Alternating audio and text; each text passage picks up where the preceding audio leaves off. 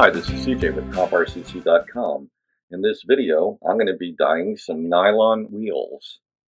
I'm using RIT. This is a powdered dye, and it's also available in liquid. You can find it at some stores. You can certainly find it online if you just Google it. Grocery stores sometimes carry it. Walmart and Target sometimes carry it as well. It comes in a pretty wide variety of colors. It's originally a clothing dye, but it can be used to dye a lot of other things. For example, any white nylon part, you can pretty much make any color you want. I've got 20 of these. These are short course wheels. I'm about to glue up a whole bunch of tires for my TLR 22 short course truck, and I'm going to go ahead and dye all of these at one time. I bought this pot at Walmart. It comes with a steamer bottom, which I'm going to be using. I'm going to be filling this mostly all the way with water and the dye. But what this does, in this case, as opposed to acting as a steamer, this provides a base for all of the wheels that I'm going to be throwing in, so they're not resting on the bottom of the pot and potentially melting.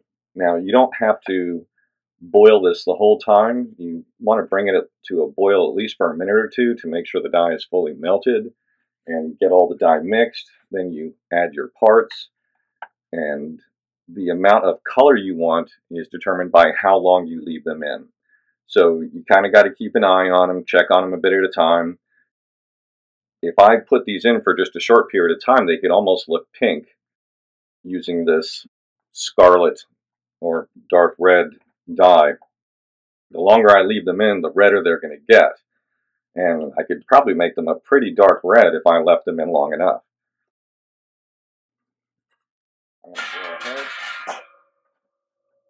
So I'm going to go ahead, fill this up with water, get the heat on, and start the process.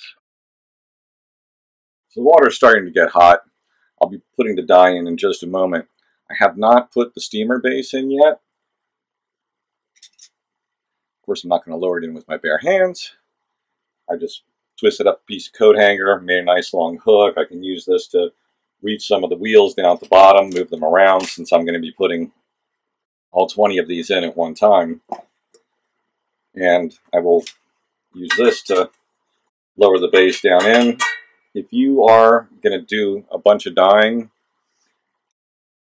even if you're just doing a few pieces, definitely getting a setup like this is worth it. I think I paid $16 for this. It's basically a crab steamer. I didn't want to use one of the household pots. I didn't want to get in trouble, as it were. Avoid conflict whenever possible.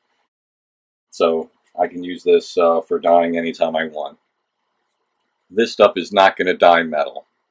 But, you know, again, if you don't want to get in Dutch with the wife, get your own pot.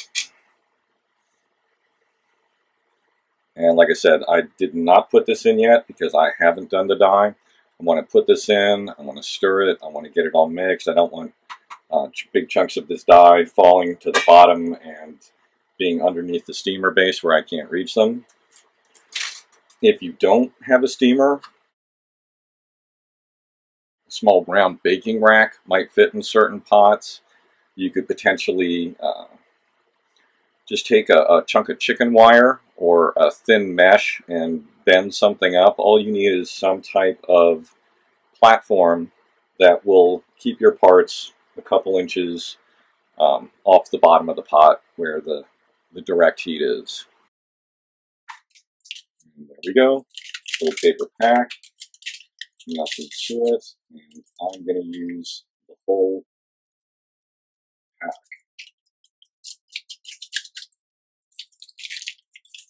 Now, if I were just dyeing a couple of wheels, I might use part of the pack.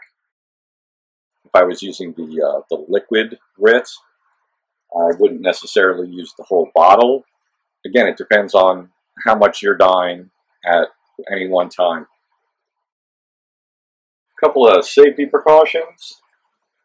Definitely put some newspapers down on the floor, because if you've got linoleum or almost any surface, tile, whatever it is, unless it's stainless steel floor, if you spill this stuff on it, even just a little splash, you may end up with a permanent stain. All it takes is one little drop, sits there for a few minutes before you wipe it. So I've got about 8 layers of newspaper on the floor. I've got a nice thick pile of paper towels here to put the stirring utensils on.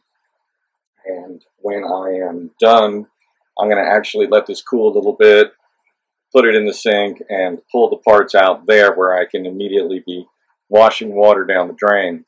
Also, don't wear your favorite shirt or that special clothing item that your wife or girlfriend gave you, because one drop of this on it and forget it, it's gone. So keep all of that in mind. You're working with something very volatile. It's not going to blow up on you, but it will stain anything. If I were to dump this onto the floor, oh my God, what a catastrophe. So use your best judgment. More precautions is better than less. Now, during this process, I am going to want to move the parts around a little bit. I don't want them to rest too long against each other. Okay, we're starting to get a bit of a simmer going here. I'm going to start dialing back the temperature a little bit. The dye will actually penetrate into the nylon. Okay, simmering a little more. Turn it down a bit more. As I was saying, the dye will actually penetrate the nylon, so you could actually cut into the nylon and you're still going to have color. So you're not going to have to worry about this wearing off or scratching off or scuffing off once the process is complete. Again, I do want to let this get to a good bit of a boil, make sure the dye is fully broken down. You can see some little particles floating. You might have noticed in some of the earlier steps there was a heavy film on top. That's gone. Now, once this got to the point where it started to actually boil, there was kind of like a little sea change in the water, and all of that foam went away. So that's a good indicator that the dye is starting to be ready for the parts. But I don't want to boil the parts in it. I don't want to risk warping them in any way or getting them soft so when they're laying there against each other, because they're going to have to sit for a while in this. I can't give you a guesstimate of how long. It's totally a matter of the nylon, how much dye, per gallon or quart of water, and what color I want this to be, how dark the red I want it to be. And I want it to be a fairly dark, rich red. Now, there's no fumes from this. There's no smell to it at all. So you don't have to worry about, breathing protection or stinking up your house or apartment doing this. Your only concern is getting this liquid on something you don't want it to be on. Because I'm using the powdered dye, I'm letting this actually come to a full boil. I don't want it to get to such a raging boil that it starts spattering, but I want it to boil for a little bit and really make sure that the powder has fully melted. The liquid dye, you don't have to necessarily bring it to a full boil. In fact, one time I needed to dye some wheels. I was living in an apartment. Well, I should rephrase that. I didn't need to dye them. I wanted to dye them. It's never a need. It's purely an aesthetic thing. In any event, I took a large aluminum throwaway pan, the kind of thing that you'd put a big casserole in or something like that to, take to a catering event or party. It was probably about that long. Excuse me, can't see. Probably about 2 feet long, 2.5 feet long, a foot wide, and about 7 inches deep.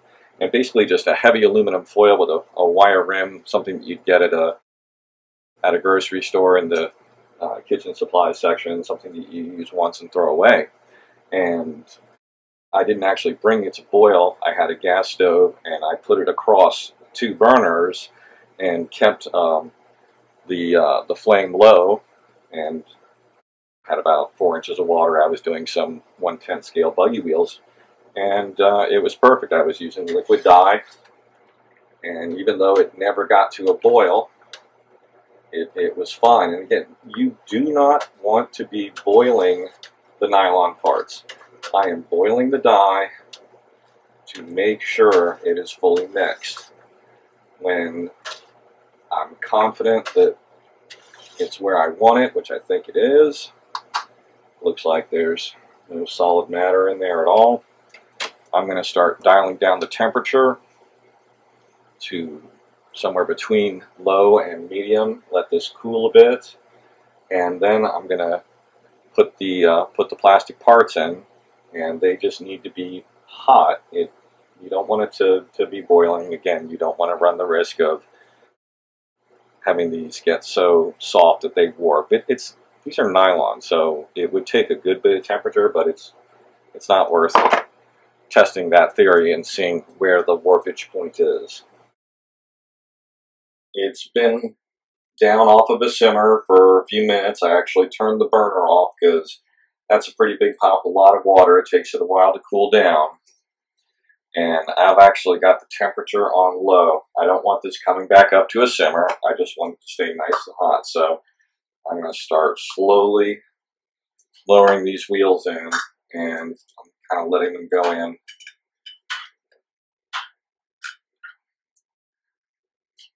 Don't want to let them have air bubbles inside. So I'm kind of lowering in, flip them over as they start to go down. There we go.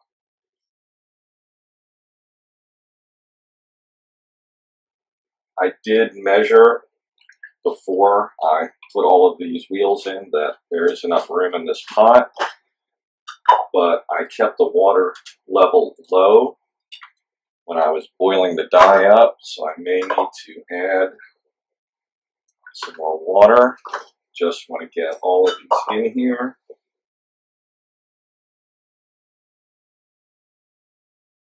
Okay, they are all in. As you can see, they haven't been in very long, but they're already starting to take the color.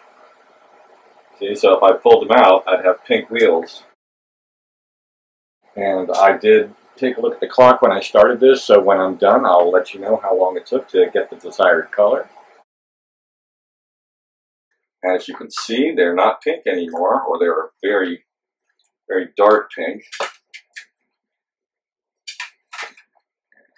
You know, because of the heat factor, and because I'm doing so many, I like to stir all the way down to the bottom, pull the ones that are on the bottom up, kind of turn things over a little bit, and then make sure all of them are completely submerged again. That's about 13 minutes. And you kind of want to be careful if you're, let's say that was the color you wanted, I would leave them in a teensy bit longer because sometimes your eye plays tricks on you. They're still wet with the dye. Another thing is that you can mix the dyes. For example, let's say that you bought the orange dye and you really wanted a dark orange, not just a light orange. You could mix a little red into the orange dye, and you could do that with any of the colors. So that's always an option if you're trying to come up with something unusual. And you can dye a second time. So let's say that I dye these up, and tomorrow morning I get up, and in the light of day, I just don't like it. They're not red enough for me. I want it darker. If I hadn't poured this out, or if I had another box of red, I could just get another pot going, put them back in, darken them back up again.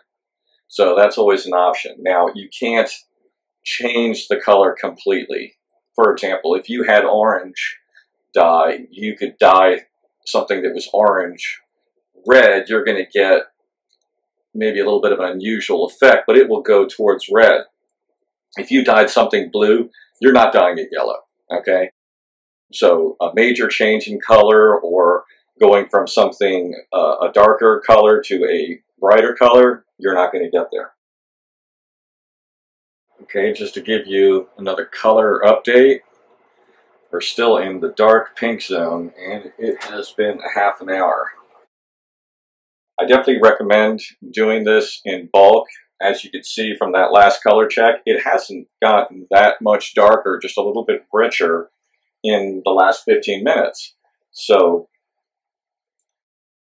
recreating the exact color, time is only one of the factors. The exact temperature of the water, the ratio of dye to the quantity of water, all of these things are factors. So definitely do them all at one time is your best bet. Okay, we're about 46 minutes, and I just wanted to do another color check to show you we are sneaking up on red a little bit at a time. Okay, here's another color check. This is at the 1 hour mark. Color check at an hour and a half. Really? 2 hours? This is a 3 hour mark. The 4 hour mark. One thing to do is when you pull one out to check the color, wipe it off, make sure it's dry so you don't get a false sense of color from the sheen from the moisture. Okay, it took a while. That's the 5 hour color check, and I think that's about as dark as I'm going to get it with this dye, but I think that's going to work out nice too. It's hard, you know, you can't always judge this stuff in this kind of light, and when you put a black tire on that, that's going to look like a darker red too. I just want to do a little wrap up to the wheel dyeing video. This is how they look the next day in a more normal lighting after they've had a chance to dry. Sometimes it seems like the dye, after it's had a chance to set in, it seems to take on a slightly darker hue, but that's exactly what I was looking for on this. This is what it looks like in a tire, nice dark red, and that's going to go very nicely with the paint scheme of the body that I've done.